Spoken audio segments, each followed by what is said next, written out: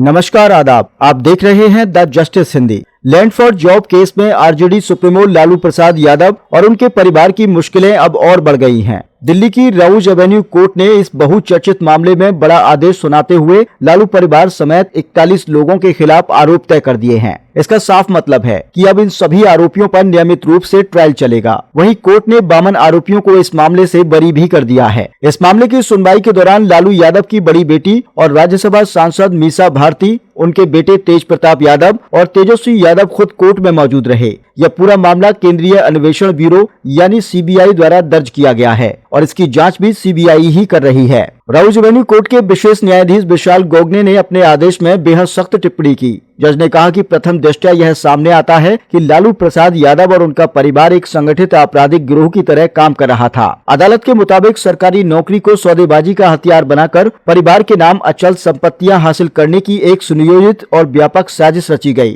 Court ने कहा कि संदेह के आधार पर यह मानने के पर्याप्त कारण हैं कि लालू प्रसाद यादव ने अपने बेटों, बेटियों और पत्नी के लिए जमीन और संपत्तियां हासिल करने के उद्देश्य से रेलवे में नौकरी देने की प्रक्रिया का दुरुपयोग किया। इसी आधार पर कोर्ट ने 41 आरोपियों के खिलाफ आरोप तय करने का आदेश दिया है। इस मामले की अगली सुनवाई अब 29 जनवरी को होगी। अब सवाल उठता है कि आगे क्या होगा। कोर्ट द्वारा आरोप तय किए जाने के बाद अब इस केस में पूरा ट्रायल चलेगा। ट्रायल के दौरान गवाहों के बयान होंगे, सबूत पेश किए जाएंगे और दोनों पक्षों की दलीलें सुनी जाएंगी। इसके बाद ही अदालत अंतिम फैसला सुनाएगी। वहीं लालू यादव के पास कानूनी विकल्प भी खुले हैं। वह निचली अदालत के इस फैसले को चुनौती देते हुए उच्च न्यायालय का दरवाजा खटखटा सकते हैं और आरोप तय करने के आदेश के खिलाफ अपील दायर कर सकते हैं। सीबीआई की ओर से पहले ही इस मामले में चार्जशीट दाखिल की जा चुकी है। सीबीआई ने लालू प्रसाद यादव, उनकी पत्नी और बिहार की पूर्व मुख्यमंत्री राबड़ी देवी, बेटे तेजस्वी यादव, तेज प्रताप यादव, सांसद मीसा भारती, बेटी हेमा यादव समेत कई अन्य लोगों को आरोपी बनाया है। अगर पूरे मामले को समझें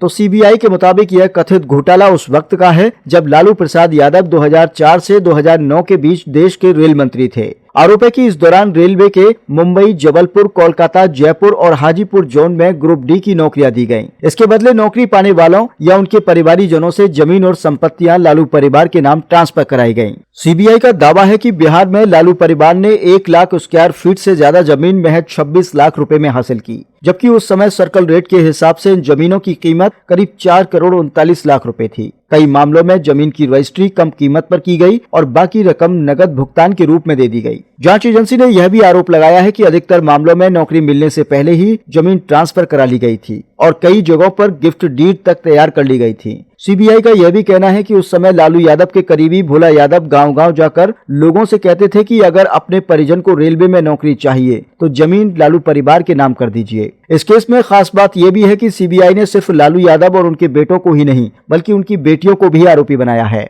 सांसद मीसा भारती और हेमा यादव पर भी आरोप है कि उनके नाम पर बेहद कम कीमत पर जमीन ट्रांसफर कराई गई थी। अब देखना ये होगा कि आने वाले ट्रायल में कौन कौन से सबूत सामने आते हैं और अदालत इस पूरे मामले में क्या अंतिम फैसला सुनाती है।